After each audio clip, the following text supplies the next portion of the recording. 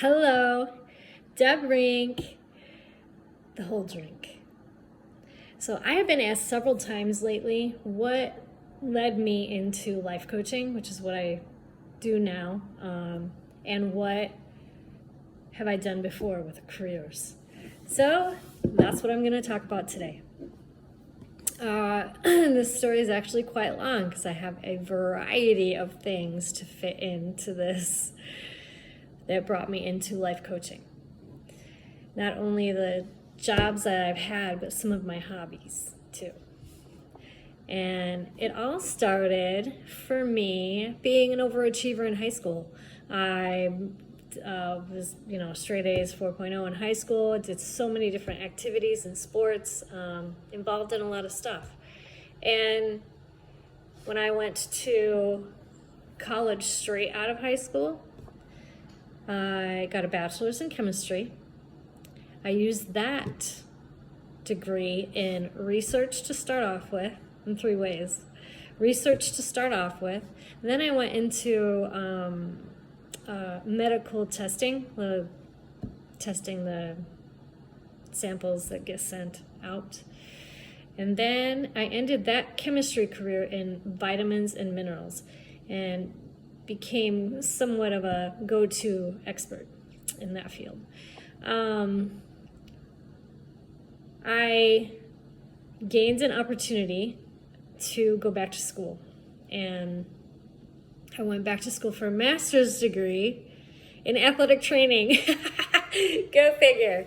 Okay, so here's where I have to add in my hobbies. My hobbies, growing up, I was in sports all along, ever since I was 5 years old. And, well, actually, my mom told me I was swimming before I was walking, so there you go.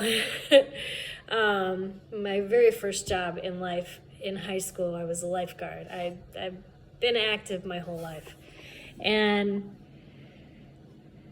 one hobby that started me on this path of wanting to help others get healthy by being active, but not only body nutrition stuff, I wanted to include the mind. I was in martial arts for 20 years and 4 black belts. I taught for several years, managed a dojo, and that part of my life started me on this path. So I've always loved being around athletes too. I grew up in an athletic family, and that's why I chose athletic training. While doing karate exposed me to a lot of that, especially when I became a teacher.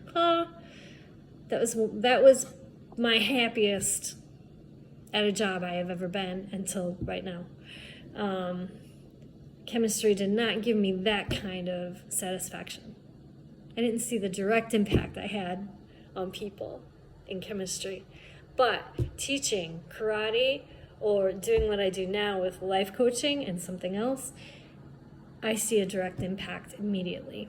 And it's very satisfying for me. That's what brings me my happiness, my peace, my joy, and my balance in my own being. And so then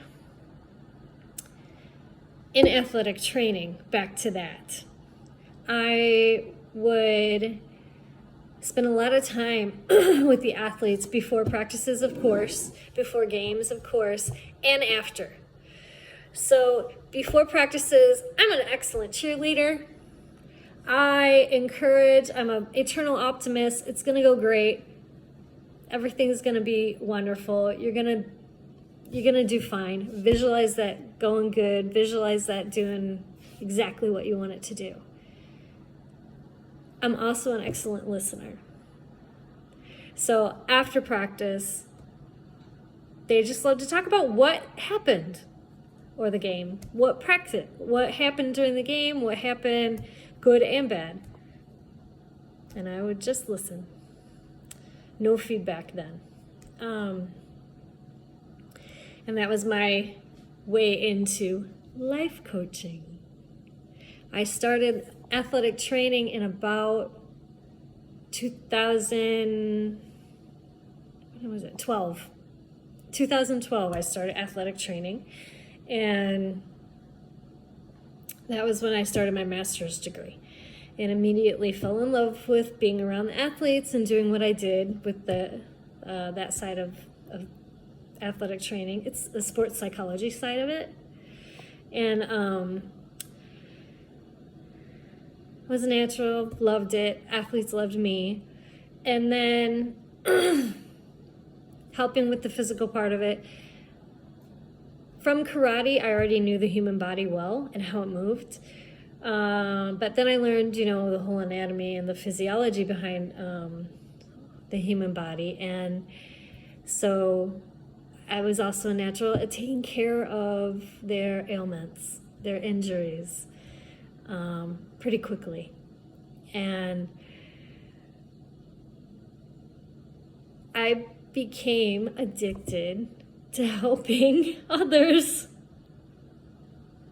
I became addicted to that kind of interaction between human beings.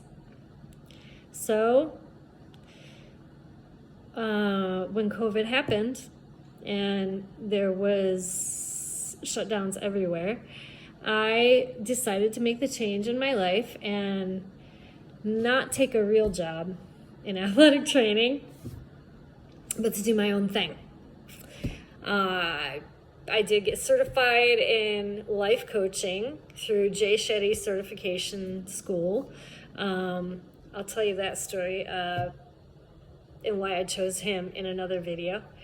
And I also have a certification in NLP, which is a very good way to reframe any doubts that you have that repeat in your head. So, example from my own life, I do ballroom dancing, and I would go in, and spins were an issue with me. Just the dancer spin. And I was losing my balance. I was leaning too far one way or the other, and I was losing my balance during spins. One NLP session the very next day, had my balance, did them perfect, got quicker. The NLP session was just simply to help me visualize doing it perfectly. And there are several techniques that you can use. It doesn't have to be one specific way. So there are many techniques that can be used in life coaching, if you don't know what it is, to help you get past your plateaus in life, in anything in life, in your activity, like I just described. Some athletes that, let's say you're a runner, and you just cannot break that 9-minute mile. I used to run marathons. So I'm choosing an average 9-minute mile. That's the average for us recreational runners. You just can't do it and you want to. Well, these NLP tactics can help. They really can. They can break it. Even if you get to 8:59, you broke it, right? And then it's just whoosh, fire up from there, baby. So that's how I got into life coaching. And there's another thing that I do that I learned and started doing when I went back to school for athletic training. It's massage therapy. I had a best friend whose husband was a sports massage therapist in town, and I went to get massages from him. And in talking to him during the massages, I got more and more intrigued, and he suggested, come in and practice a little, see if you like it. So he became a mentor to me, and I practiced some massages under him. And if you're in Ogden, Utah, it's Graven Sports Therapy. And I have been using massage ever since in some way. And getting paid most of the time for that. So when I moved to Florida in 2014, I actually got a massage license through Florida. Had to. Florida required it of me. And now massage is a part of my way I make money, and life coaching too. So, and in massage, it's another one of those immediate feedback kind of professions. It gives me that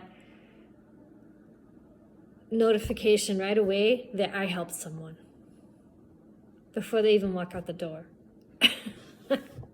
Life coaching is the same. Before I get off a call, I know I helped. It's immediate gratification, which, hey, we love that in this world, don't we? And this is my life story of all of my jobs that led me to life coaching.